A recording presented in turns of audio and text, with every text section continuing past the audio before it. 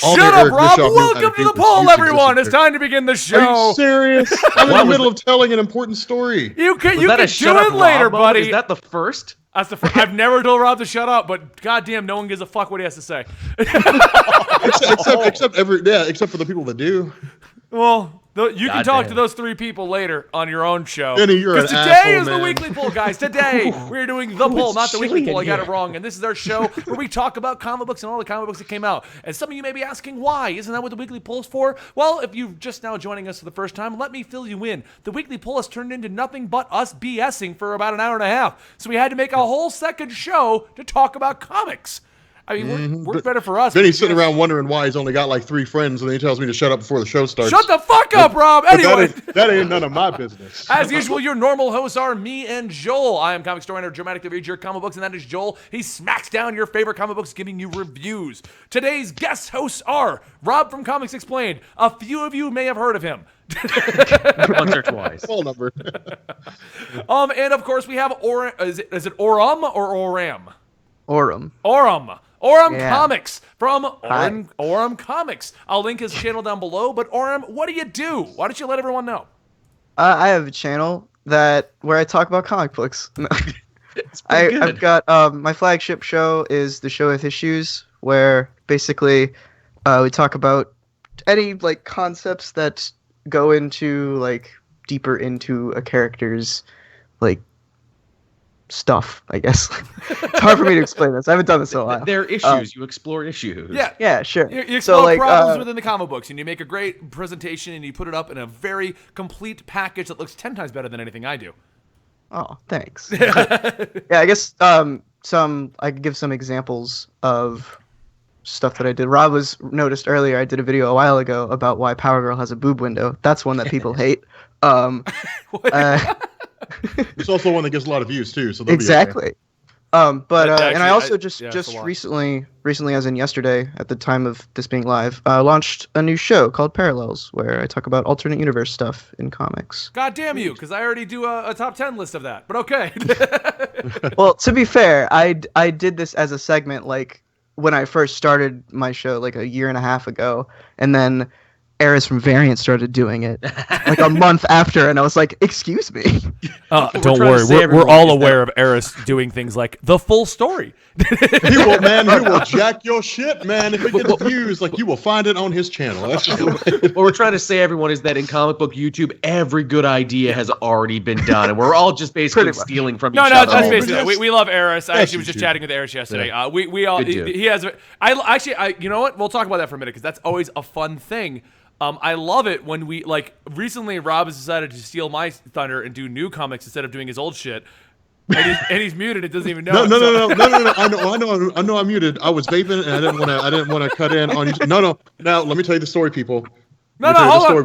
What I'm going to say is, shut up. It doesn't matter that you jacked my shit. Daddy, stop fighting again. All I have to do is talk about the Omega level mutants, but whatever. That's fine. You can go and jack my shit all the time. That was pretty shitty, I admit. Comic books, there's only so much you can talk about. There really is. The facts are always the same. The histories are always the same. You just pick the host that you like. Mm-hmm. So it really just comes down to personality. Yep. And like there's like 2 different types of comic book channels. I feel like there's the channels that talk more about like histories and like facts and stuff, and then there's other channels that are more focused on like talking about other things with comic books as opposed to straight up giving you the histories and stuff. And then there's actual channels that do reviews. Yeah, reviews too. But that's why you have a smaller sub count than everyone else. Anyway, with the 3 of us matter, you don't. So. God damn it, Benny! Dude, my hair is like my hair has a mind of its own today. Like I don't know what it's doing. I was gonna mention, I like how when you're animated, your hair like animates with you. It's like Muppet hair today. We're going on That's his power, man. Benny's power is in his hair. Hair's trying to leave his body right now. All right, guys. So before we start today's show and talk about today's comic books, we did want to talk about the some news you may have heard about this morning. The Logan trailer. So we don't put Orm on the spot. Rob, how do you feel about this trailer? It looks good, man. Like actually, Tiffany threw in a chat earlier. Hold on, I think it was splooge. Splooge. We just got a subscriber splooge from every time somebody subs. Monina. We What? we Monina. we splooge every time that there is a and we also Alan Scott now. So we splooge and Alan Scott every time that there is a subscriber. So. Yep. So many, It's a so thing many to do. memes to learn about. No, like Tiffany threw in the chat earlier something that I agreed with in the extreme is she was saying like she's glad that they spent so much time developing Wolverine's character before they got to this. That said, like I'm really like this is a movie I'm really excited about, really more so just to see what they do because they own the rights to like 3 of the characters from the Old Man Logan story. So it's like what are they going to be able to do with it? But I think it's going to be solid, man. Like I always love the relationship between Wolverine and Professor X in the movies. And I think they're gonna do. I think Fox is gonna do a great job with this, from what I can tell. But trailers are one thing, movies are another. So I mean, they could only have Professor X be his riding buddy because they didn't develop anyone else in those movies besides Magneto, Mystique, Xavier, and Wolverine, and it That's couldn't true. have been any of the other ones. How did you feel about that it, is Norm? true. I wanted to like specifically talk about just the similarities that I hope it'll have to Old Man Logan, because I'm not. The X-Men movies have this weird thing where when they title their movies, they like half commit to the story title that they're going for. So like we had X-Men Apocalypse instead of Age of Apocalypse, and now we have Logan instead of Old Man Logan. So, but I'm glad like in the trailer that we are gonna probably get the road trip stuff, but instead of Hawkeye, we have Professor X. Well, so. I feel like the reason they're doing Logan is we're not getting the true Old Man Logan story. Yeah. Like we're doing That's like right before Old Man Logan, because X-23 was not a part of the Old Man Logan story at all. That's No, true. well, she died. She was one. I think she Yeah. was one of the X-Men that got killed, but that was it. Yeah. Well, that's what I mean. Like, That she's was not like extended. now in the current comics. They have explored that apparently he did raise her in that timeline, and like they had a whole big family dynamic, and maybe they're pushing that so that they can do this movie better. I don't know. Right. I never really heard of the comics agreeing with Fox, but Yeah. I don't know. I mean, at this point, X-23. I mean, really, because this movie couldn't have been in development. This movie's probably been in development for the last 3 years or so, and the whole run. What is it? Killing Dream or whatever it is, the one where she left the X-Men to strike out and do her own thing. Like that story was written probably around the time they started developing this. And prior to Killing Dream, like she was kind of taught everything that she knew by Wolverine. So I imagine they just based it off the existing run of comics. But no, I mean, I think it will be kind of cool. My question, this is what I want to know, is what happened to the mutants? Because, I mean, unless some villain came along, but there's no villains that Fox has the rights to, they can cast illusions in the mind. Maybe Jean Grey. I don't know. make one up though. Maybe Jean? I mean, they've done. Yeah, I guess they could. I mean, but Or doesn't they that could do fall the into what legacy Warren was saying, virus though? too. I mean, like how close is it to the Old Man Logan situation? Because maybe no one has died, or maybe, I mean, the plot for this could entirely be not Old Man Logan and be Logan, like you were saying, Orm, and be a very simple situation of he's branched off away from the X-Men, and that's the issue. They're not dead. Yeah. He's just Right. not with them for whatever the reason. You know? No, I mean, in the trailer, he says, like, all the mutants are gone. Yeah, Like, there's no one left. maybe it's a legacy virus style I situation. was gonna say, but That it was my doesn't mean thought. it doesn't mean that they died. They could be in limbo. They could be virus. They could just be not around. I mean, They went to space. All the mutants done went to space. Oh no, they all went to the moon. They all What joined the the Guardians of the asteroid Galaxy. that would be very interesting. Could you imagine that be the official crossover? Finally, they're like that movie comes out and they're like, we struck a deal with Marvel. We're doing space. Yeah. I will say the thing I appreciated about this trailer, and I'm imagining you guys would agree to, doesn't look like any of the other X-Men movies. In fact, you could be confused if they didn't mention mutants. You could easily confuse this for another movie. Yeah. Actually, I will Also, say this: yeah. it's actually kind of brave of them to just name it Logan. Yeah. The name That's what I was of thinking Logan of. is nowhere near as recognizable as Wolverine. Yeah, but I Exactly. mean, all they have to do, they show Hugh Jackman's face, they say mutants, people think Wolverine. So I think at this point they can but play with it. even Marvel wasn't brave enough to name the new book Logan. It's Wolverine, Old Man Logan. That's No, true. it's just Old Man Logan. I Is mean, there no, but they- Wolverine? they- No, Old Man the Logan. actual book's name is Wolverine, Old Man Logan, and I know Oh, this that- because I've been doing the that's series now. So because I always tie my titles into what the name of the book is, so I had to look it up, and it's literally titled Wolverine, Old Man Logan. Yeah. But they think- also had a line of stories called Logan back in the day. Like it was a 5-issue miniseries. So, yeah. You were trying to say, Good Orm? use of a. I was just saying about the Wolverine Old Man Logan thing. Do you think that might be because they're trying to with the all new, all different Marvel stuff? They were trying to like give them the books like a certain name that they can put on trades since they like relaunched the series. Right. So because like I know Spider-Woman had its volume 1, and then like the new one is called Spider-Woman Shifting Gears, even though that's not on the actual issues. That's just what they call it in trade form. Well, no, because I mean the trades typically have like they either do one of the story names or all of the story names, that kind of a thing when they do trades. You know, I'm looking at the cover of the actual issues to see because it's not in the cover. Yeah, because I don't. Issue. No, it just I don't says remember Old Man seeing Logan that. on the cover. Yeah, I was gonna say it's not in the individual issues. I can tell you that Yeah, one. I just went That's back like to No, okay. Somebody in the chat said this. Okay, I could see them doing this. They have a guy's playing Xander Rice. That's fucking weird. They have Donald Pierce. Now, Donald Pierce. Okay, hold on. Wait, hold on. I have to prove something to these files because now they're like, "Oh, you're wrong." No. Here's the actual first trade, and the title is Wolverine. So Marvel is not brave enough to just let it be called Old Man Logan. Maybe the title Old Man Logan isn't selling. Plus, you don't want to confuse I the think, new Old Man Logan with the old one. I think with the trades, they're just giving them different names. Because like the new Spider-Gwen series is called Radioactive Spider-Gwen on the like books, but if you look it up in the solicits, it just says Spider-Gwen. Yeah. Why would they do that? Hey, you like a story? Don't look for that. Because they want to make it as hard as possible to collect them all. Okay, so in the Logan movie, the main villain, from what I can tell, is a guy named Donald Pierce. Now, Donald Pierce was for the most part completely irrelevant, except for the fact that he was part of a group called the Hellfire Club. You know who else was part of the Hellfire Club? Mastermind. Yep. A guy by the name of Jason Wingard, who has a power to manipulate the 5 senses. There is your Mysterio from the Old Man Logan story. That'd be really cool if they did that. Like, I mean, you don't even have to make him a big thing. You're just like a guy named Mysterio, or a guy named Jason Wingard did a whole bunch of stuff, like screwed up the mind of whatever it was, did what Mysterio did. Also, those soldier guys, those Mad Max guys, supposedly those guys are the Reavers. Oh, really? Which makes sense because that's Shut like up, a big Joel, we team have they to move haven't on. used yet. You wanted to talk about this, goddamn. I'm Also, playing.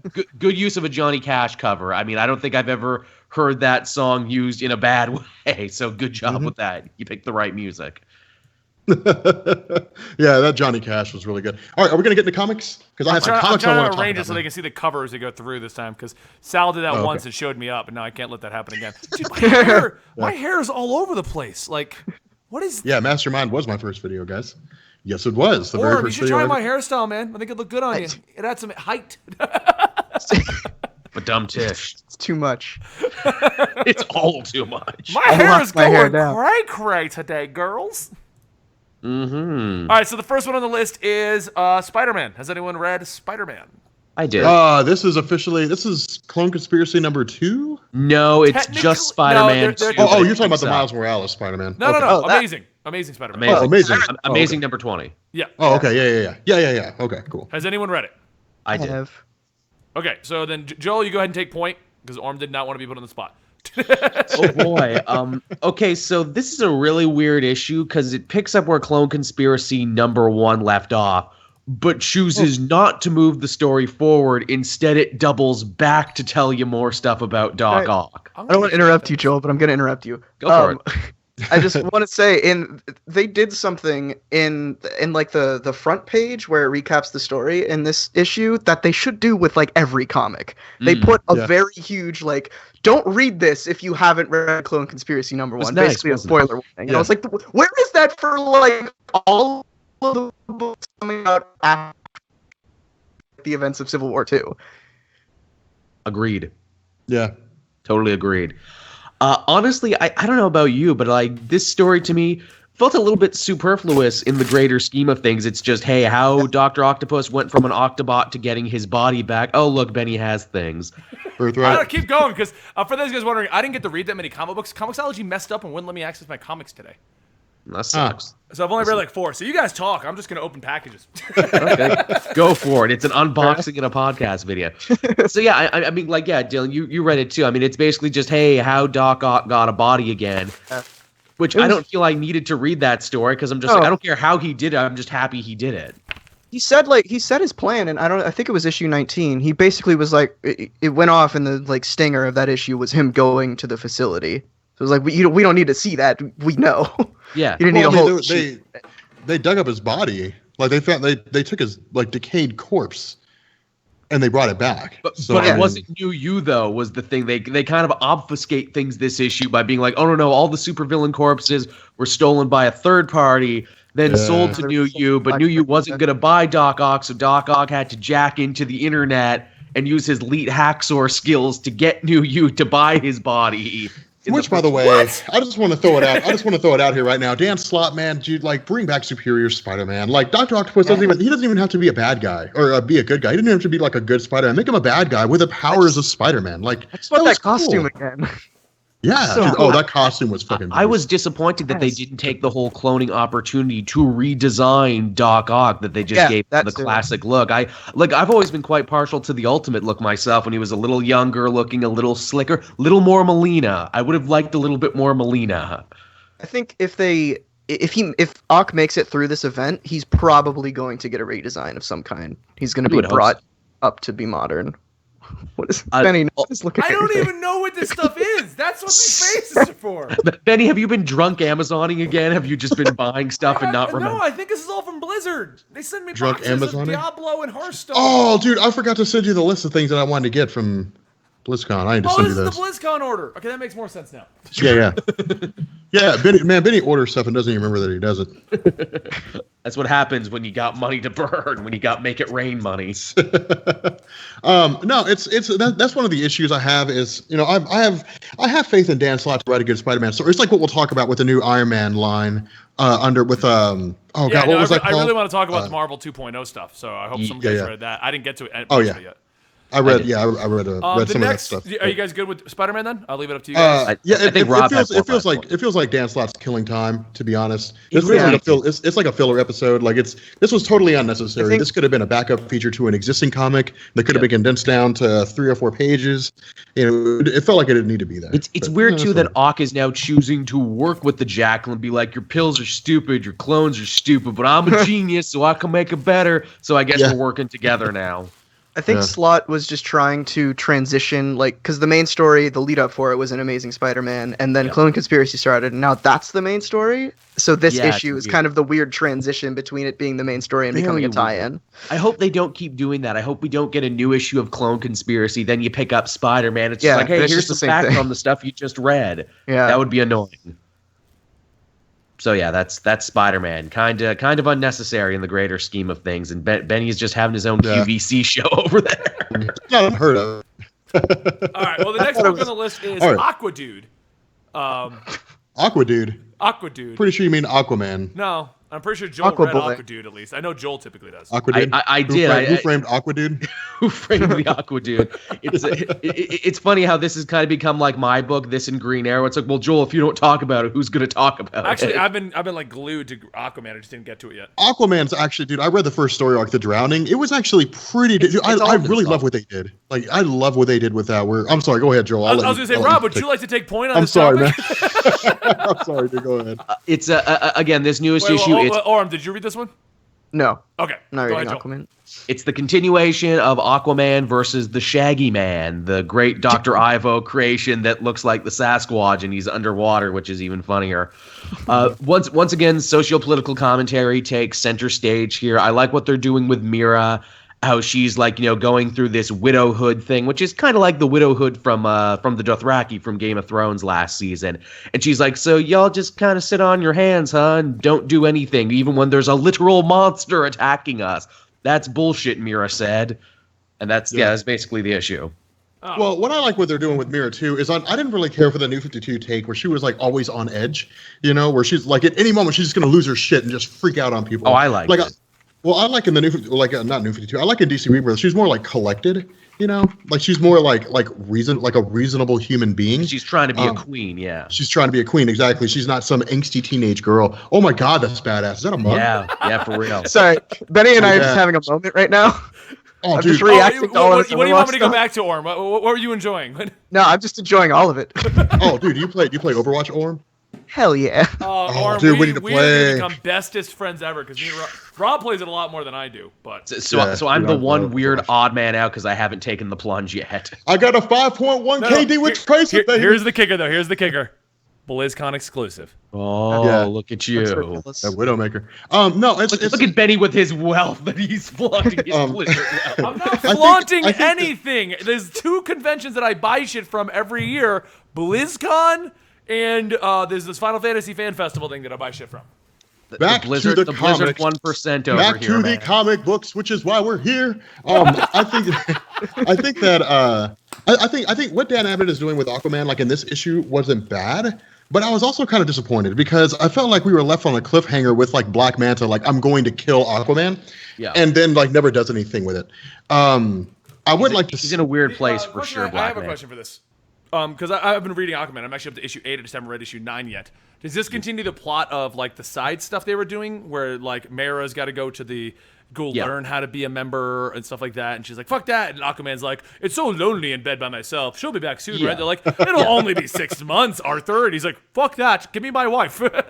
Basically, yes. Where they're just like, you know what? Maybe some institutions deserve to be torn down. Maybe there's some stupid archaic shit that Atlantis doesn't need. Well, for the record, I feel like Aquaman is only saying that because he doesn't want to. He wants to have sex within 6 months. I think that's the whole. Because he makes a comment about how my bed was cold by myself. And they're like, "Oh, she'll be back in 6 months." Oh, fuck that. The king is not going to jerk himself off. Have you seen my smoking hot wife, Atlantis? No, I think that having him fight a giant Sasquatch, though, Dan Abnett, you're a great writer. I really like what you've done with Aquaman so far. I think this is kind of a problem because right now, like with DC Rebirth, they're in a really delicate phase with Aquaman. Like it's like when they started the New 52. Jeff Johns' New 52 run started strong. I think that with this, it's having him fight Sasquatch is kind of laughable, and it takes a character that's already considered to be a joke in the realm of comics and continuing the trend of making him a bit jokey. I would rather have not seen him. Shaggy Man has an interesting history. He's an Ivo robot. He's fought the entirety of the Justice League. They try and make him a threat. Dude, he's Sasquatch. Like Aquaman is fighting Sasquatch. Who doesn't love Sasquatch though? I'm just saying. I mean, you don't take a character that's already considered to be goofy and have him engage in goofy concept. Like you have him do some serious stuff. Kids are gonna have to learn about the Shaggy Man one point or another. Well, no, okay. So here would be like here's what I would have done with the character of Aquaman. Like while his wife is off doing this thing, like you don't really like take the Jeff Johns approach, but you take the aspect of Jeff Johns' writing that did well, and you literally have Aquaman just like travel the world, so this is the surface, and like he just travels the world, like he sees the surface for what it is, and along the way, like people are just like he runs into it from all directions, people that love him, but people that consider him to be goofy, all different kinds of things. You expand on his character, on who he is on a fundamental level. We already kind of saw that. What I like about the Abnett run is that he's focusing on Arthur as a king of Atlantis and him trying to basically play politician here. There's the great bit in the last issue where he's like, I don't have to go out and fight this monster. I have an army to go do that. But I should really be seen fighting this monster, though, because if I don't, they're going to start losing faith in me and can't have that. Yeah. So. Yeah. All right. Well, overall, would you say it's a good book, Joel? Yeah. I mean, if you've been into Aquaman so far, it continues the trend. Yeah. Okay. I don't think it does Aquaman any favors, but it's whatever. I mean, they can't all be Creed Jeff Templars. Johns' run, man. They can't all be explosive. I don't think anyone's reading the Assassin's Creed books except for me, Templars and Locust.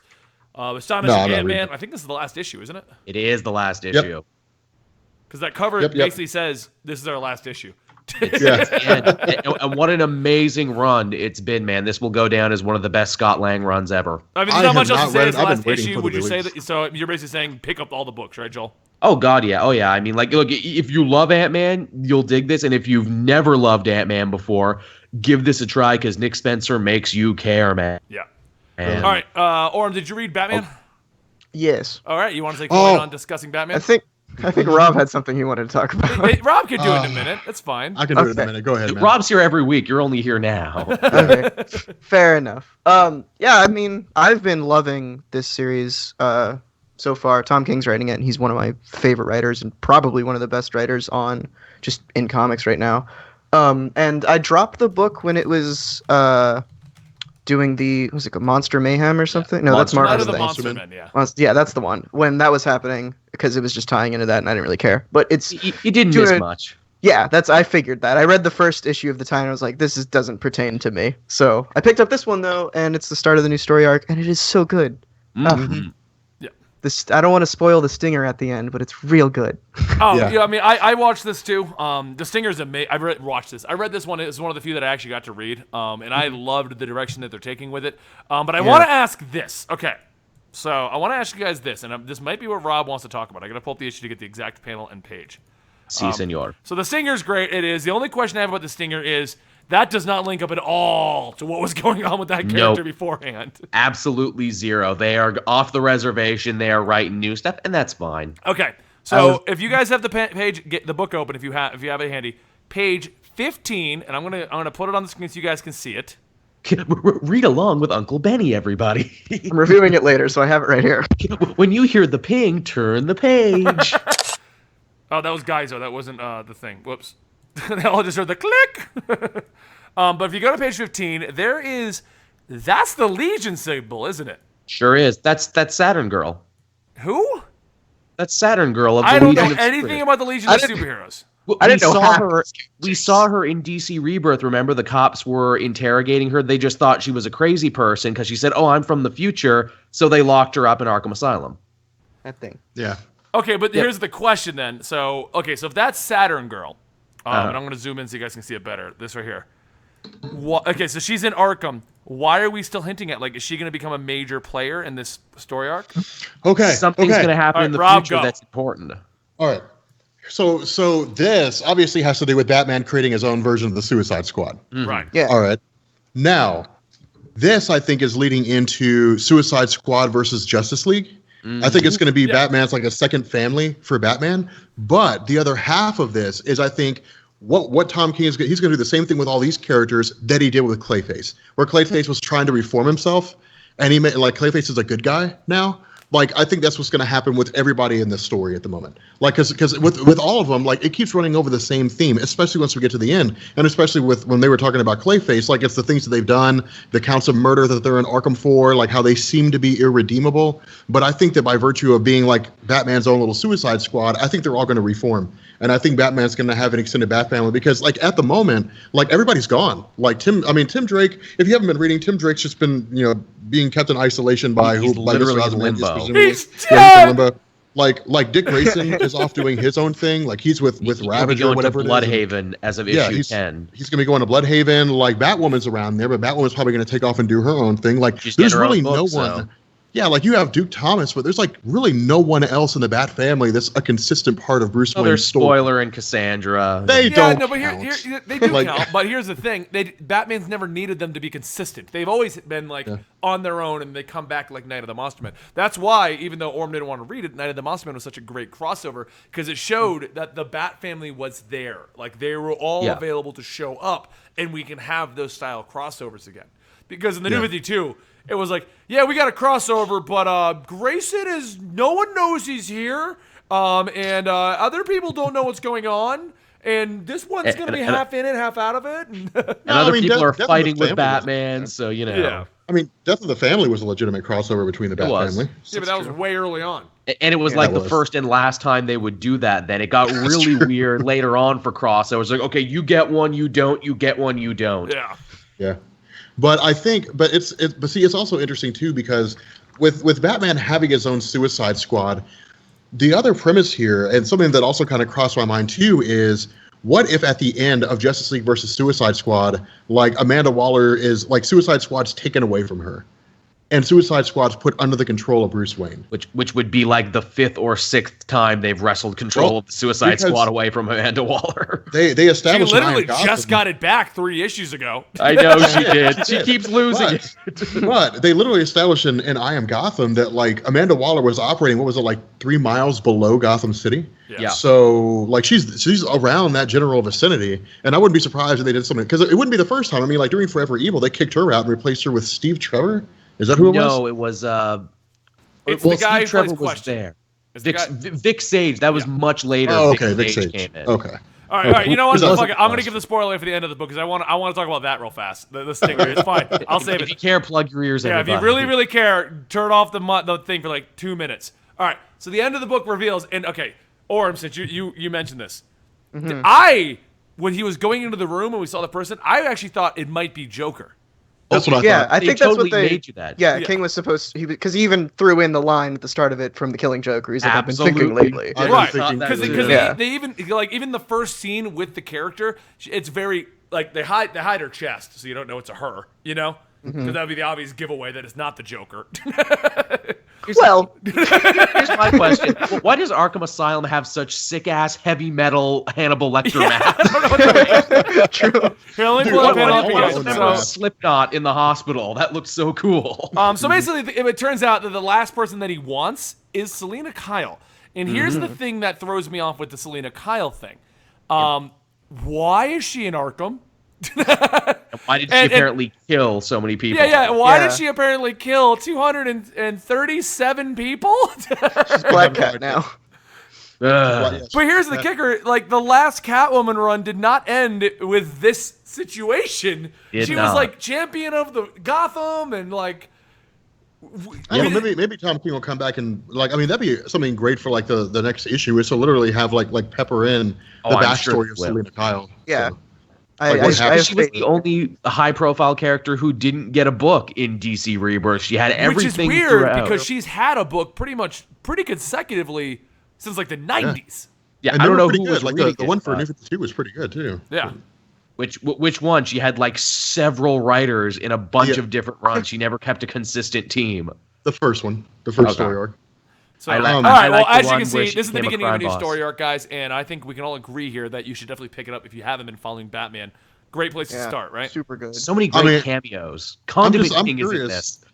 I'm curious to see what they do because all the characters that he's. I mean, it's a mixed bag. Like some of these, like what is it? Like Tiger, like Bronze Tiger. Or I'm Bronze sorry, Tiger. Turner. Yeah. Bronze Tiger. Like he's disposable.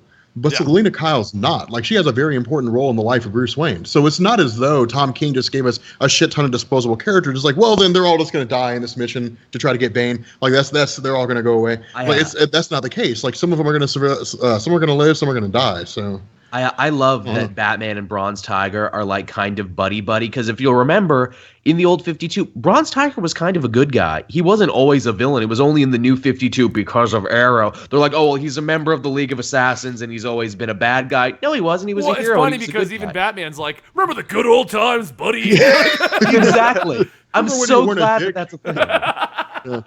I remember. Also, hey, original ventriloquist. That's a nice pull. Haven't seen him in Yeah. a while. And I will say this: it has been revealed by Tom King that they're going to start diving into the Three Jokers thing with this arc. thank Nice. God. Awesome. Because that was my main focus for like picking up Batman #1. It's like, yes, Batman Rebirth. We're finally gonna figure out what's going on with the three Jokers, and it's like, Duke Thomas, I have plans for you. The end. No, it was. I've been having fun arguing with the fans about it too, because they're like, apparently in issue 10, he's gonna do like a big reveal of the Three Joker situation, and everyone's like, no, that's I Am Suicide. That involves the Suicide Squad. I'm like, okay. He still said in issue 10 he's gonna do a big Yeah. reveal. Like, like I Am Suicide may be going on during issue number 10, but it will be there Yeah. in issue number 10. right. And so here's what I think though, just before we move on to the next comic, because Flash. Apparently, issue 10 is the Flash of two worlds. They're going to have the two Interesting. worlds Yes, meet. the Wally West of two worlds. Right. That's and they're killer. going to That's a meet good and they're idea. going to explore this. So I have a feeling issue 10 is going to pick up where Rebirth started for a lot of these. That's I just my really hope so theory. because, well, no, I mean, that makes sense because Wally West is the source. Like, Wally West is who you follow when you Right. want to know the history about what was going on with Rebirth. So, which I'm so hyped for that. I'm so hyped for the two of them to finally meet each other. Like, Okay. Barry Allen teased the hell out of it. Like, I have a friend you need to meet. And it's Yeah. He's a cool guy. You'll like him. It was slightly confusing in the Flash Godspeed run where he'd be like, man, I miss people like Wally West. Hey, other Wally West. You know? What's up, dog? Okay. So anyway, now we're finally moving over to what is Marvel 2.0. Marvel Now, brand new books. And I actually wanted to read each and every one of these because they've all got a big ass red one on them, even though they're not number ones. yeah. But did any of you guys get to read Black Panther, Black Widow, or Sam Wilson Captain America? The Marvel 2.0. No, I didn't get a chance to read any Wilson of is in my pile, though. I started Wilson. From what I've read so far, it just literally keeps going. Yeah. Yeah. Yeah, So because it's it's not Marvel. a new It's a good start arc. at all. We're getting like the all new, all different Marvel start again. Yeah. That's what Marvel does. Marvel doesn't arc. reboot, even though it's in their best interest to do so. They don't do that. I like what they're doing with Wilson, with U.S. Agent. I like how Nick Spencer writes him. Yeah. No, I like the Wilson thing, and now he's going to be if we're picking up where they left off, which apparently they are. U.S. agents now going to be working in secret to dispose of him because Captain Right. America, Steve Rogers wants him gone. Because he lied to him because he's a Hydra agent. Yeah.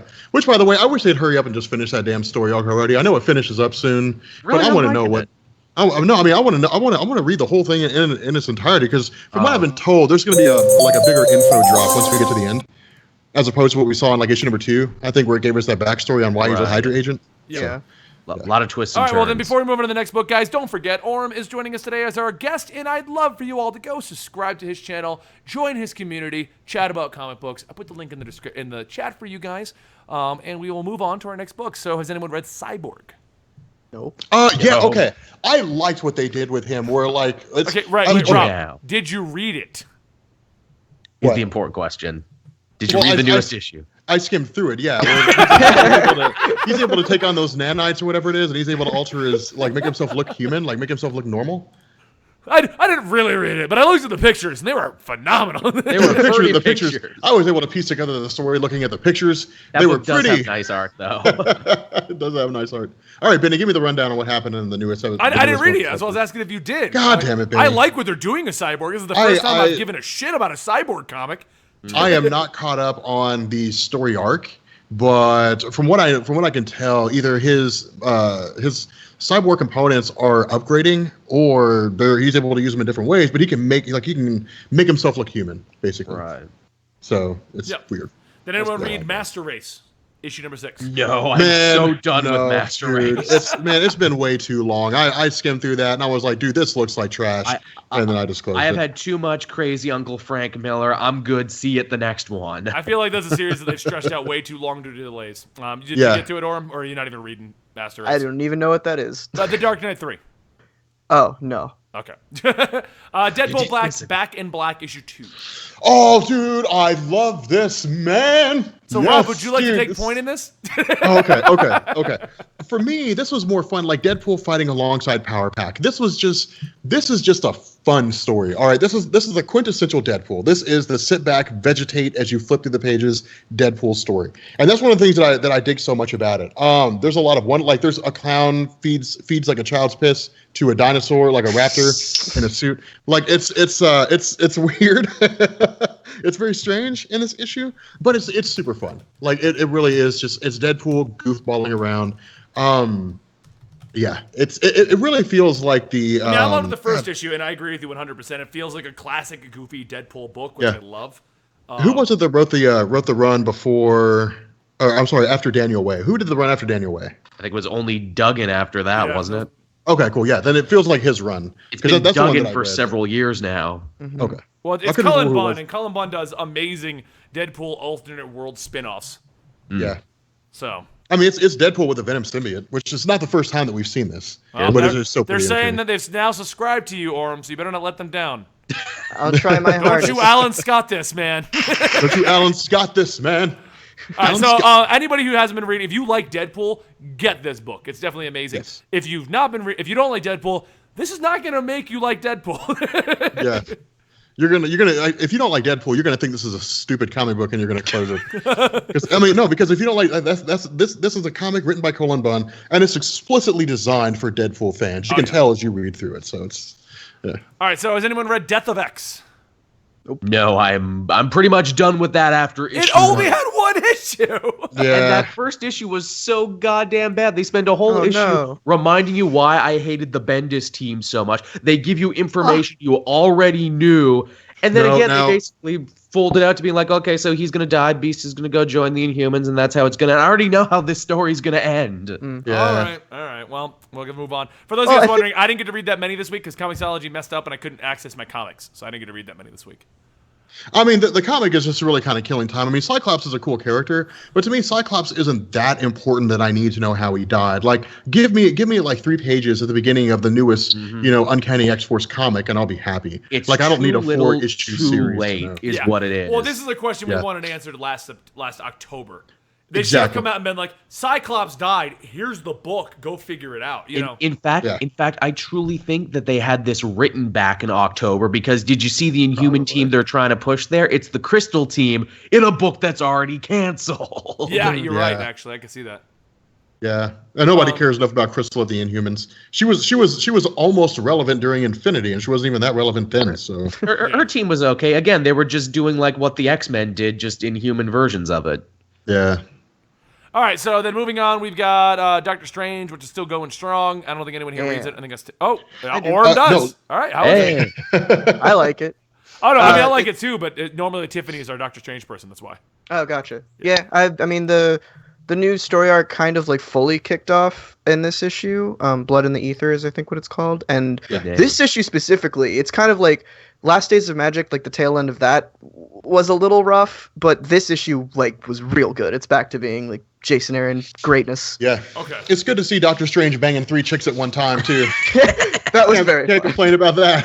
So basically, this story is if you're going to start reading Doctor Strange because of the movie, this wouldn't be a bad place to start. Yeah. Actually, I would disagree. I'd say if you want to read Doctor Strange because of the movie, I would actually start with Last Days of Magic. Like I mean, start with this run. Yeah. Maybe not. Yeah, not this specific issue, but this. Like, okay. I thought you were run. talking about with Blood in the Ether. I thought is what you were saying. So. Okay.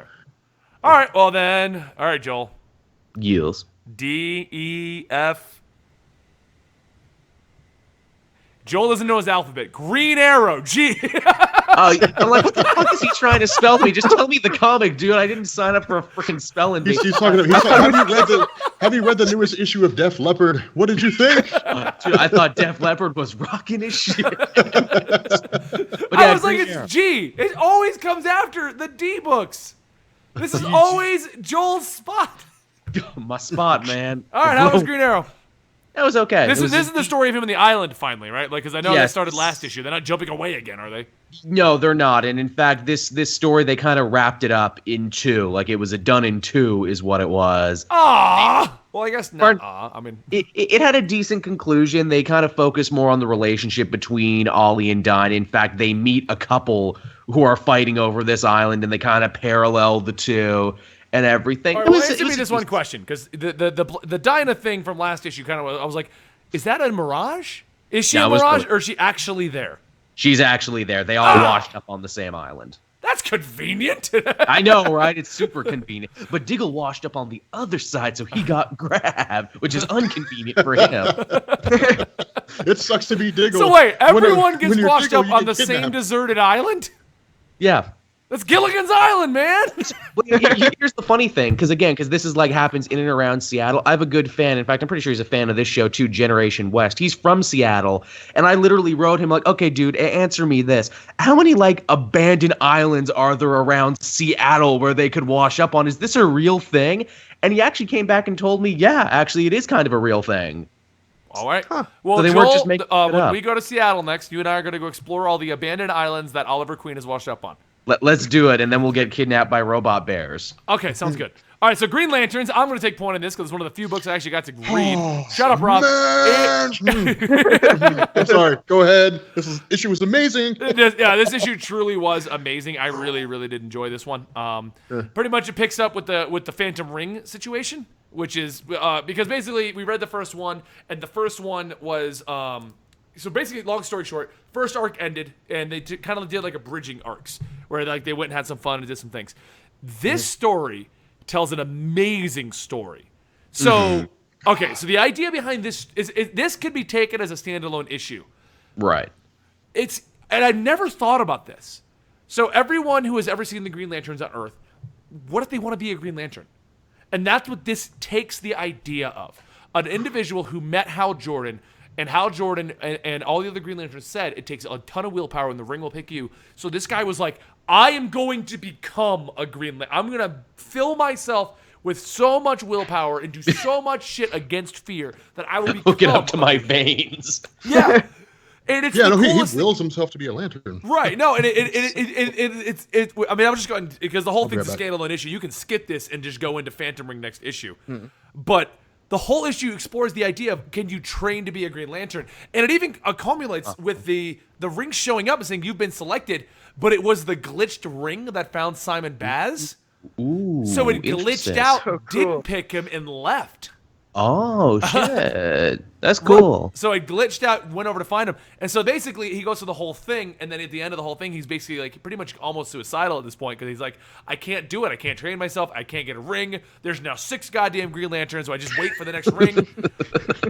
And then we have a hooded figure who explains that there's a phantom ring, and this is the coolest thing ever because the hooded figure is Voltham, the first Lantern.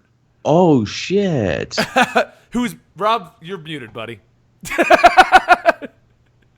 Now just let him keep Fucking talking. muted, man. This way. All right, Benny. In some corner of your mind, you had the hope that this was like Volthoom from Earth 3. No, in some part of my mind, I was hoping that this was Mr. Oz, but I'll go with Volthoom. I was actually hoping it would be Volthoom from Earth 3, or at the very least that we would see, because this is something I want to see Sam Humphries do. I want to see him bridge that gap. I want to see him answer the question: what the hell was going on with Power Ring when Jessica Cruz first got her ring from the Earth 3 Power Ring? Well, that was my question, because Jeff Johns never answered that question. Like, no one's answered that question. Like, no one, like, there's been no reconciliation between the first Lantern Volthoom and the Volthoom from Earth 3. Like, there's been no explanation. Well, no, I really want to see that. And that's the thing. Now, most likely, this is the one that was defeated in Wrath of the First Lantern. Most likely, it's the one from our proper universe. This could be the one from Power Ring, though. So, we don't know. We don't know who the fuck he is, how he's back, you know? Yeah. Like, dude, it was... Dude, that issue was so good. It totally took me by surprise, too, because I love the story up to that point where you had, like, Frank Lemonicus or whatever his name is, and he's like, yeah, man, he's like, you know, I was saved by Hal Jordan once, and after that, I was like, you know what, I want to be a Green Lantern. And he's just like he just showed, like, oh, that was the funniest thing, too. I laughed, but I felt bad when he was like, yes, I finally got a Lantern ring, and Lantern ring's like, error. Failed. It's like Frank something or other. You have the power to overcome great fear. You have been selected to be a green error. You do not have the power, and left. And he was so happy. He was like, yes, after all these years, I get to be a Green Lantern. No, it just takes off. It was hilarious. So basically, this is an amazing jumping off point if you haven't been a part of any of this shit yet. But it's we start the next issue with the official Phantom Ring start. Like, this is like a which, by the way, I wanted to throw that in there, too, because I was thinking about this when I was reading Green Lantern. This is something I want to say, and kudos on DC Rebirth for doing this. I like how everything's connected, but it's not connected. Like, yes, you know, which I guess we'll talk about this when we get to Justice League, but yes, Jessica Cruz and Simon Baz are part of the Justice League, but you don't need to read Justice League in order to understand Green Lanterns. Right. Yeah. And so, like, I love that, the fact that they're there, so you can go through Justice League and you'd be like, oh, yeah, they're the Green Lanterns on Earth. Of course they're part of the Justice League, but they're not intertwined. They're not unexplained crossovers. So, has anyone read Harley Quinn and the Skullbags? Nope. No, I haven't read that. Is that the new story? Harley. That's the new one, yeah. Yeah, no, I haven't had a chance. Punk band now. Yeah, I like her hair. Oh, that's right. I hate Fairyland. All right, Orm, since you're the Marvel guy, I'm assuming you read Infamous Iron Man. Yeah. All right. So you take point on this, and then we'll let Rob talk and rant. Okay, so this, for those that don't know, this is like kind of it's a continuation of International Iron Man in the sense that it's the same creative team, and but it's too. Yeah, and it's continuing the story of Doom, like, showing up after Secret Wars and just kind of being around.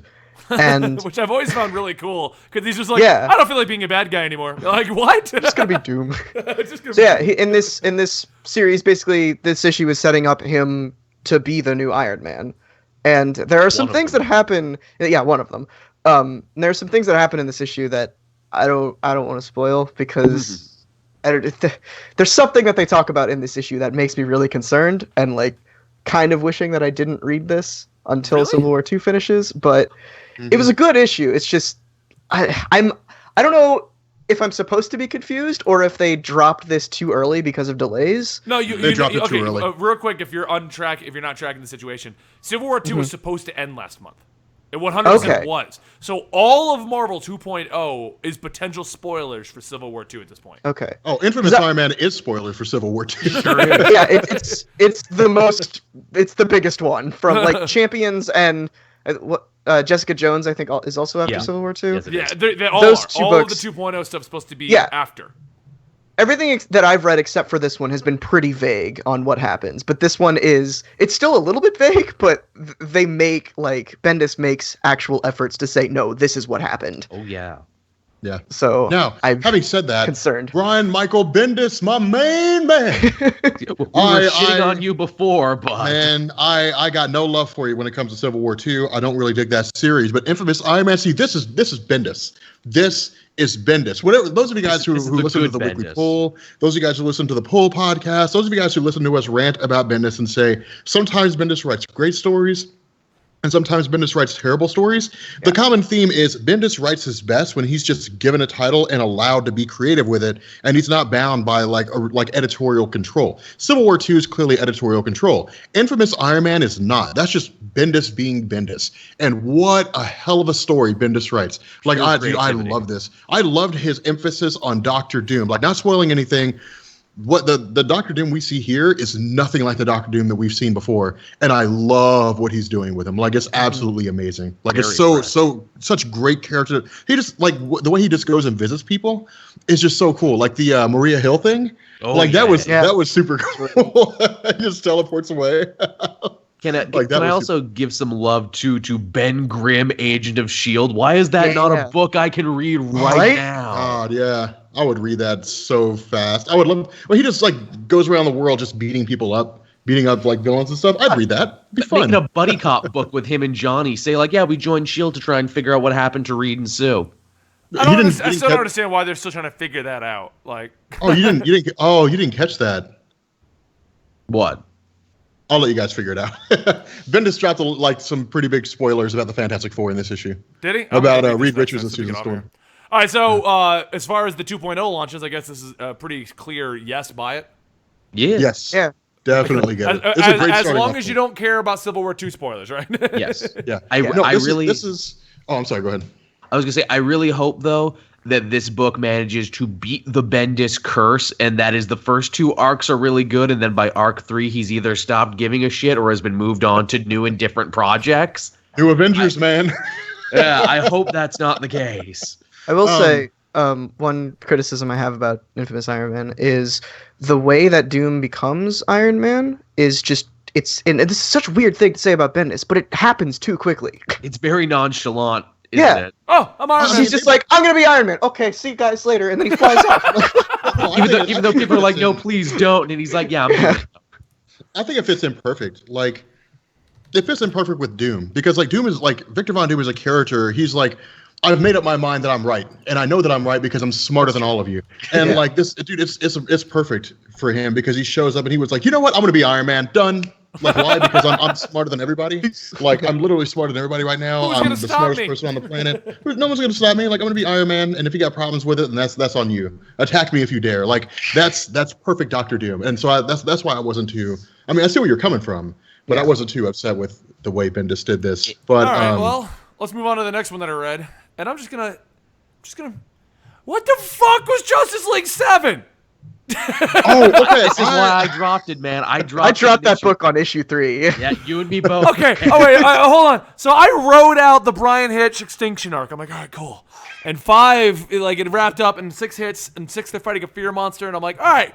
I'm kind of on board with this. Like, I like the idea of this new arc. The Justice Green League Lantern. They're all think that they fought something, and they're all now it got into them, and they're fighting this fear off, and they're gonna fight this monster later, and they're fighting against each other. And I'm like, this is really cool. And Superman even goes to Batman, and he's like, you don't trust me. I do everything you want. Why don't you trust me? And I was like, this is gonna be really fucking cool. And then issue 7 drops, and I'm like, it's over.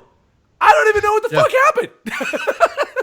We were afraid for a while, and now we're not. That's basically it. Like, the monster comes out, and like the Justice League overcame their fear, and it vanished, just like vanished. I'm like, what do you mean it vanished? To me, like one simple thing could have made this story, and like, well, I wouldn't say infinitely better. One thing could have made this story a lot more interesting. If suddenly just like a Sinestro wing pops up and takes somebody from the Justice League away, it's like you've been selected, by the Sinestro Corps, and just whisk them away, and that's it. Just one member of the Justice League gone, and they join they become a member of the Sinestro Corps. That would have made things cool, just because of the aspect of fear was such a huge emphasis on this. But no, I get what you guys are saying. Extinction Machines, it felt to me like they were setting up for Crisis, and if not, it was a wasted story. This one feels a little weird. Like it's just I feel like nothing happens. Even the battle happens. between them, like the Batman Superman thing, you're like, this is gonna be so amazing. Superman's gonna show up, and he's like, I'm so mad at you right now. And Batman's like, yeah, something's not right here, because normally I wouldn't give a shit. You know, and you're like, they literally say that, and then just like, let's just calm down. Like, what? Dude, I'm covering this story. Like, I'm covering this story, and it's just gonna be like Justice League Rebirth, like Batman versus Superman, because that's the only way you're gonna get anybody to read this thing or to watch this thing. Because we'll talk about this when we get to Trinity, but I feel like Francis Manapul's Trinity is taking the place of the Justice League. Sure is. Like, that's what it feels like to me. I don't even know what the fuck is happening. Like, I've never read a comic book and then reread it a second time because I felt like I missed the fight. Like, I got to the end of this and I was like, nothing happened. Did I skip a page? I'm reading this digitally. It's like literally impossible. Way to make me feel better about dropping this series. Oh, I have no idea what the fuck happened. So we're just going to move on. And if you want to, should you read this? I don't know, because I don't know if it was good. I mean, if you're interested in seeing the top heroes in DC in a comic book together, just like being in a comic book together, then sure, this is something. If you want to see them in a comic book together, get it elsewhere. Yeah, if you want to see them in a comic together where important things happen, this is not the story for you. This is like when they came out with that Avengers Assemble comic book and like nothing happened. You know, except for randomly Thanos showing up, but whatever. Yeah. Okay, so Mighty Thor, Rob. I know you've been dying. Oh, so man. All right, Rob, we'll let Rob go first in this one because I keep making him wait for you. Jason Aaron. Rob, you're off screen right now. You got to lean in. I know I'm off screen. You guys can see my hands. You guys can't see anything but my hands. Jason Aaron, if you were here right now, dude, I would hug you. Let me tell you something.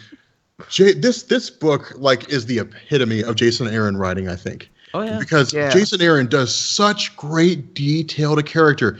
This story featured Jane Foster like 2 pages in the beginning and 2 pages in the end. And that's all it needed. And it was so well done. What a way to retcon the origin of Thor's hammer. Okay, he retcons it all. I was worried about that. I'll agree with that. No, he retconned the entire thing. Adds on to it. When we were going into this, I remember telling Rob, because we read the last one, as you were Sal, one of them, I said, you're gonna have to read the next issue of Thor. They're setting up for the Thor to have for the hammer to be alive, and it's probably gonna be the dumbest thing ever. And I was 100% wrong because that was incredible. That story, like, so good. Yeah. Or go ahead. What do you want to say about it? I just from like the last issue, this story has, well, I guess the last 2 has just been confusing me and blowing me away because I made a video a couple months back, little plug, where I was basically talking about whether or not Mjolnir was sentient. Orem Comics. Yeah. And I went through all this stuff and basically talking about comics and like real science and stuff, whether or not to see if Mjolnir was alive, basically. And then I read like the stinger of the last issue and was like, now hold on, now I got to remake that video. And this story is just, it's so good. Yes, dude. But I love the excuse that it's a storm, like trapped in the hammer. It's such a cool. It's so much better than just like having it be a person or something. Yeah. So that's. Oh, I'm sorry. Go ahead. I was gonna say I've been championing this book since day one. I'm glad you guys have come around to it now, and we can all talk about it. We've all been on board with it. We've all enjoyed it. I just felt like the sentient hammer thing was a bit wacky. Actually, I was a little late to the show when it came to Thor. I actually started picking this up a little later than everybody else did. I took a break from Thor when Secret Wars started because when I knew that Odin's son wasn't coming back, I wanted to focus on a few other things. But picking it up and finally playing catch up, dude, it's so well written, and it's really I'm really excited to see what they do with the War of Realms.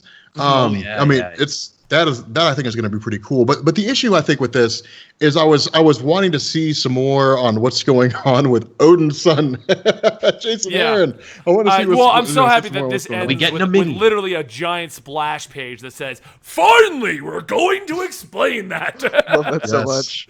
Well, you got to read it in another book, but fuck it, it's coming out. This also shines light because the biggest question, like before the idea that Thor's hammer was sentient and could make its own decisions, the big question was, what did Nick Fury say to Thor? Yep. Nick Fury, I don't think, said anything to Thor. I think Nick Fury spoke to the hammer. and the hammer decided to stop letting Thor wield it. Oh. You Like just that's opened up my a favorite. whole box of mind puzzles. Dude, Fury was like, "Hey, I'll give you like $1,000 if you just drop to the moon right now." No, I mean I don't know, but I think Nick Fury said something to the hammer, and the hammer is just like, okay, you can't wield me anymore. Done. No, I like Orm's idea that he offered it money. He offered him money. Hammer. All right, well, we got to keep moving because we're running a little later than expected because we started a little bit later because we were talking about that trailer, most amazing trailer in the world.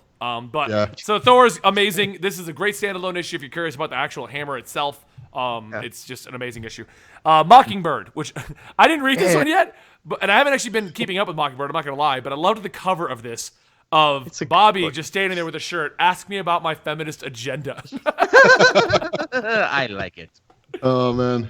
Did anyone No, read, I have read not read Mockingbird. I read it. Oh, how is I it like then? the first issue, but dropped off. I've read. I thought it was gonna cap off at issue 5, but the writer was like, "We got renewed for like a couple more issues." But this is actually the actual last issue of it, and it makes me real sad. But it's a great book. It's a great kind of like just standalone 2 arcs that just really goes into Bobby Morse's character and like strengthens her and makes her like kind of modern now. So I'll have to It's check also that out because I funny, definitely very liked it adult, first which issue. I like. I had no it's time to get to it.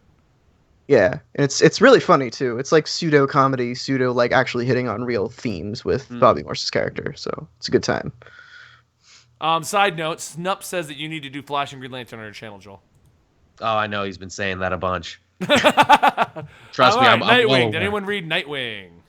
I didn't get to it yet. I'm not had a usually the chance one to who read reads it. Nightwing yet.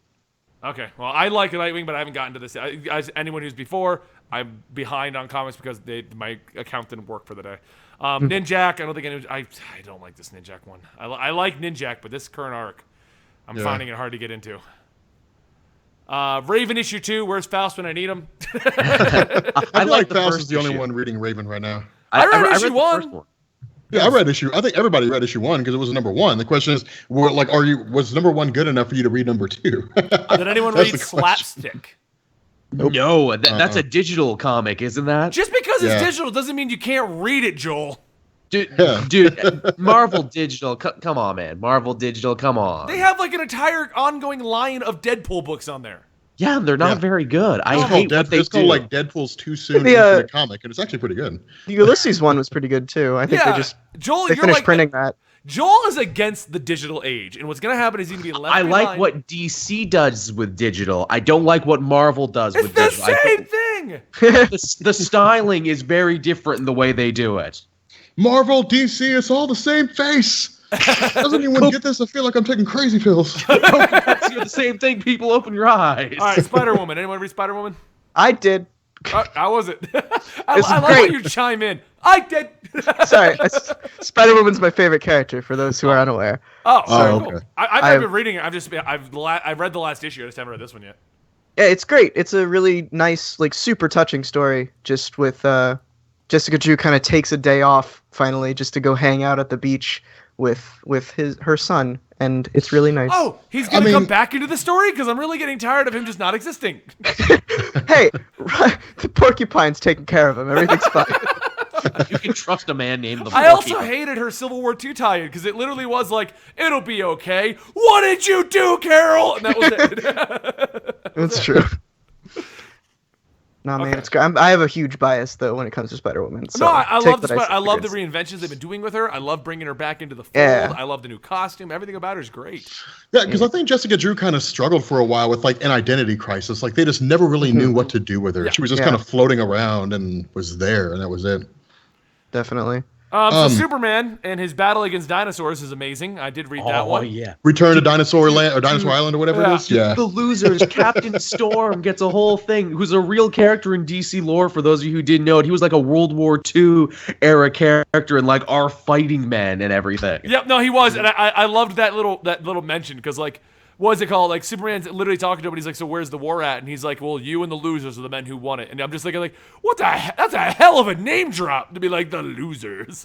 It really is, and I love too when the kid asks, "Hey, Mr. Storm, how did you lose your eye?" I lost that to Tojo. It's like, and what about you're like, I lost that in a U-boat explosion. Yeah. Which I know we said this before, but I just want to say it again. Like, this DC Rebirth Superman, this is some of the best Superman I've read in so long. Oh, it's amazing. And for the record, I want to say one scene in here that just really touched home with me is like, so they're sitting there trying to figure out how they're going to get home. And John turns around and he's got tears in his eyes and he's worried that Mom, Lois, is going to be upset. And Superman's like, you act so brave, I forget you're only 10 years old, you know? Yeah. And you're just like, oh, like, you know, like the whole time they've been on Dinosaur Island away from home. And John's been like, yeah. And he finally breaks down like, I'm not home. Mom's going to be mad that I'm not home. Very cute. It is really cool. I love what they're doing with his son. Like, I feel like his son's getting so much character development. It's so good. Like, it's so well done. love what they're doing better. In the end, I do like Damian. But I feel like the introduction of John is going over a lot better than the introduction of Damian. Oh, God, yes. It took years for people to warm up to Damian. People are warming up to John right out of the gate. Yeah. Yeah. Well, it wasn't I love until how Damian Orm's tried to sitting there and he's reform. like, yeah, Superman's got a son, huh? He does. Orm, He's I don't read if you haven't read it, like time. I'm with you. Like, I was never a huge Superman fan before. Yeah. Just read Superman, Son of Superman. Read the first story arc of Superman. You don't even have to read Action Comics. Just read the first story arc of Superman. That's where they introduce his son. That's where all the emphasis is on his son, is in the Superman stories. Read the first story arc. Send me a tweet. Tell me what you think. Like, Well, I think technically it's they super- introduced You've his been son challenged, before that. Orm. Well, no, but that's where the first building of his son actually happens. I do have like more interest than ever in Superman, mostly just because of what's his face in Supergirl playing him. Oh, yeah. So like yeah. the only live action Superman that I like. No, So, you're not like all of us in the normal weekly pool. We were talking about it last week, dude. He's the greatest Superman on So, television. yeah, He's better for than sure. Henry Cavill. I know this is kind of blasphemy, but he's better than the guy who played him in Smallville. What was his name? Welling. Welling, Tom Welling. Yeah. Yeah. I just love him. I love him as Superman. He's doing so such a good. great job. He did more in 2 episodes. Or Henry Cavill did in 2 movies. Just saying. Yeah, he's solid. So this issue is amazing. It is the second part of the Escape from Dinosaur Island. So check out the first one. But Superman has just been incredible since the beginning of it. Oh, Yeah, it's awesome. All right, hitting all so that you work. guys all read Trinity. How is it? Wonderful. Oh God, Heart dude, touching. You didn't read it, Orm? this, I thought you said you did. All right, I'm sorry. I got misty-eyed in this one. That's how emotional this one was. dude, it's an emotional roller coaster, man. Like, Francis Manipool, let me tell you something, man. It's a book that'll make you want to call your dad when it's done. Dude, is what it is. Like What? people in the Twitch chat, man. Let's sit down for a second, man. Let's have some church, dude. Let's rap about this. Dude, this is Francis Manipool is damn good at what he's doing right now. I feel like his run on Flash was Pause. solid. You need to splooge. We have a new subscriber, Techneologic. Sploosh. Francis Manipool's Flash was okay. This is Francis Manipool. I think at like the best I've ever seen him. I would like agree. and the ending, dude. Okay, so I'm sorry guys, we're gonna spoil this. No, I haven't read it yet. Don't. Oh, the one book I'm not letting It's a you. good twist. It is really a super good twist. Not everything is what it seems. I will say that. But no, dude, the emphasis on his dad, like young Clark Kent, like, dude, it's so good, man. It is it's there's so much focus on character here. That's what I love so much about this. Is it's not just like, hey, it's me, it's Batman and Wonder Woman and Superman, and let's just go beat stuff up. You know, it's focusing on like Which, the for the record, I would read that they too. don't hit a single thing. Do what? I would read them just beating stuff up, like, Oh, yeah, yeah, go Trinity. Oh, dude, okay, Joel. Like when they were in the truck, and Batman's like, "This is ridiculous." That's like that was amazing. They all have to pile in Pa Kent's trunk to go for a Dude, drive, and it's they're all in hilarious. costume, and they're all just sitting there. Dude, I love that. I was like, Great. like two of them I'm can reading this right fly. after this. There's this one and Iron Man. I gotta be ready. I was like, two of them can fly. One of them can fly if he wants to glide, whatever. They can easily search this in any multitude of ways, and they're all riding in the back of a beat up pickup truck Down a dusty for a little country Clark road. Kent. I'm looking for It's that panel. amazing. So okay, so overall, it's amazing as always. Yes. Yeah. Francis Manipool, though, I love his work. I've always been a huge fan of his yeah. work. He did a Art great and run on the the Flash. art- He's doing this. The art in this is it's beautiful. It's some of the most beautiful art that I've ever seen. I can't wait for this to finish so I can throw a video on it because it's so Every good. panel is a poster in this. Like, that's how good it looks. Exactly. Like you could like, I mean, assuming that it could fit the dimensions, you could just I might do that. I might just blow it up into a poster. Yeah. You know, and just hang it on a wall. Like they all look super good. Oh, yeah. I'm just looking at Batman. This is ridiculous. Yeah, it's hilarious, man. It's hilarious. Batman doesn't like truck rides. Yeah. All right. It's anyway, really the last book on the list that I've got right here is Uncanny Inhumans. Did anyone read it? I actually do normally read this one. This is the one with they had the quiet room and all that other stuff. So yeah, I'm waiting for trade to read Inhumans. I am reading it, but very slowly. Yeah. I'm doing with most of the X-Men books. That's same here. Like, I'm not getting them on a regular basis. All right, well, then as we close out this episode, guys, because as usual, sometimes we miss the ones that came out. Like, apparently I bought Zombie Tramp. Don't know why, but it's on my list. How did you not with the name of that? Have you read Powers at all? Who, me? Anybody? Is anybody reading Powers at the moment? No. Nope. It's actually pretty decent. Like, it's not a bad story at all. It's about this guy who's led multiple lives over the course since like the dawn of man. I think his name's like Christian Walker. And like it's him just dealing with crimes that involve people that have superpowers. It's actually pretty cool. It's kind of like give us a splooge from Music Man, and let me know any comic books that we may have missed this, guys, because sometimes Comicsology is weird. They'll put a bunch of things in there, and then they'll add a few more later, and sometimes I miss them. So let me know if there's any books we missed in particular. But there was a Spider-Gwen kind of one shot that came out. Oh, was it? How was fun. It was just a Halloween like tie-in issue. It was pretty fun. Huh. They introduced the Mysterio of that world, kind of. Oh, okay. Oh, finally, they're exploring her. See, I wish they'd do that more. Like, explore her world more. They're getting into it for sure. The world is the best part of the Spider-Gwen book. It is like and the costume. Universe. Okay, cool. That's awesome. I mean, is it? I'll have to read it because I didn't check it out. If it's a one shot, I'll do that for Halloween or something. You know, because people have been asking for Spider-Gwen or Gwenpool or something. I just hit new books, and apparently Comicsology struck some kind of weird deal with Marvel. Because today they added, what the fuck, how many is this? A lot of Marvel books, like crazy to their collection. Yeah, Marvel's probably desperate on all fronts. Brubaker Captain America books, the new ones. That's a good run. That is a super good run. That's probably the best Captain America run ever. Another good one. Ed Brubaker's Cap. For those of you guys out there, it's pre-Secret Wars. Blue Beetle, did Blue Beetle come out? No, I missed Blue Beetle? Yeah, Blue Beetle came out. Ed Brubaker's run of Captain America is probably the best Captain America run that ever. That's where Bucky Barnes comes back and all that stuff.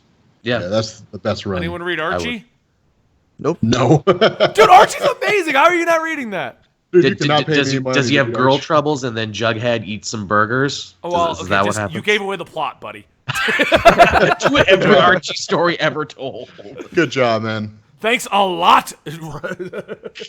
He spoiled the twist in Archie, man. Can you believe it? They were dead all along. Did anyone read Ghostbusters International in Iceland? Nope. No. That's a comic. Fairy Tales, Robin Hood, apparently. Oh, it's the photo shoot issue. Add to cart. Add to cart. Okay, interesting side story. Zenescope is known for doing their cheesecake covers. Apparently, they're going to stop doing that. And why would anyone want to buy their comics? I will say this. I've read a lot of Zenescope books. Once I got past the cover, a lot of the stories are actually really good. They really are. That may very well be, but anytime you go to a Comic-Con and you see their comics up for display, you see the most, like boobalicious comics ever. There's, I mean, their covers anyway. Never way up. Booty, rockin' everywhere. All right, guys. Yeah. Well, then before we go, Orem, do you want one more time for anybody who joined us late in the show? Orem brings you guys some great scientific views on your favorite superheroes. He does the whole on-set thing and much better presentation than Rob and I do, where we just yell at the microphone like this. Yeah. Beautiful. But where can they find you, Orem? If you want to go to theshowwithissues.com, that's probably the easiest way to get to my channel. There's links in the description, I'm sure, as well. And my Twitter is @OremAlexander, so if you want to talk to me there, that's fun. Yep, and if you do a YouTube search for Orem's Comics, you'll find his channel that way also. Yeah, or any of my show names works too. Anything. He's got it all locked down. Hopefully. He's got a big lock that he keeps it. Or you could search Power Girl, and my video comes up before both of your videos. So I have a video? I didn't know I made it. I didn't know I made a video on Power Girl. I know Benny did. I don't know about Rob. Nice. Congratulations. I was gonna, big search term thing. Me and Rob have hit a point, Orem, where legitimately I've had to go did I already do this story? And if I didn't, what's the book before it that I did? Stories that I want to do, dude, I should definitely do that story where Wolverine killed the Marvel Universe. It's that's right, I did that story. Damn it. There you go. I think Eris tweeted that out the other day. He's like, I've hit a point where I have to go watch my own videos for research, and I'm like, dude, I do that all the time. Yeah. Who wrote that? Oh, that's right. I had that. I'll be doing some story arc, and like I'll do the video for it in like December, and then they'll like a hiatus, or the story arc runs longer, or something weird. So I won't come back to it for like 9 months, and it's like, what the fuck happened? Yep. The Supergirl of Earth 2, Power Girl with her boobs. So there you go. Orem is so good that he's able to trump me and Rob. But dumb Tish. Rob is really trumped. He's not even Once on in this a first blue page. Yeah, I don't even have a video on Power Girl. Not yet, but there's time. Yeah, there is time. True. I love everyone who did Power Girl. It's all boob thumbnails. Oh yeah, because how else? I'm not gonna lie, I did it. it too. I did it too. Oh yeah, I was like, like. You would have to find like the one story on Earth 2 in the New 52 where she has the Superman symbol. Yeah. Which I also made a video about. Yeah, there's one video from 5 years ago by the Shadow Parliament. It's not even her face. It's just her boobs. On the thumbnail. Like, what is Power Girl's bra size?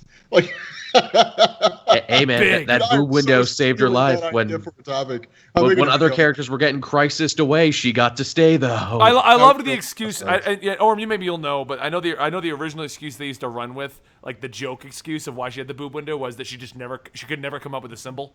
So she just left it open for that reason.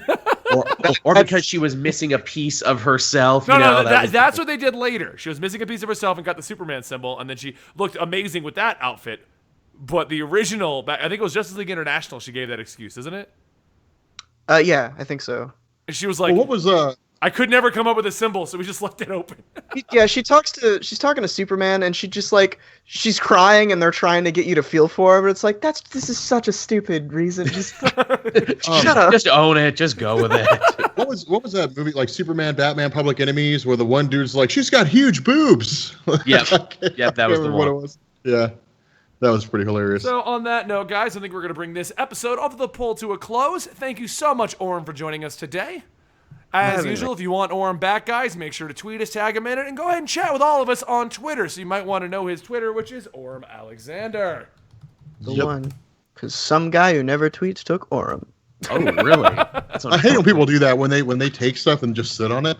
Yep. Damn it. Why would you do that? I mean, I've currently owned Comics Explain. What? I only... Fight. God damn it, I fell into the trap everyone else falls into when they see your name without the space. Comics Sex Explained. Oh, yeah. Comics Explained. Anytime anybody types in sex into YouTube, my channel comes up. Wait, does it really? Which I guess is a good thing. Probably one of the most searched words on the internet. So yeah. So all right, guys, just add the word we will sex to see my you tags. on Tuesday with the next episode. Don't forget to check back tomorrow. Natalie's going to be doing the usual game time streams, and I don't know if she's still planning to do that, but the last thing I heard was she was going to play the Arkham games remastered, which will be fun to go through and play. I'll probably have to pop in all the time to tell her about the characters she doesn't know about, but it'll be fun. We'll all have fun. It'll be a good time. Be here tomorrow. All right, guys. That guy's a penguin. That guy's a All right, guys. Thank you so much, and we will catch you next time right here.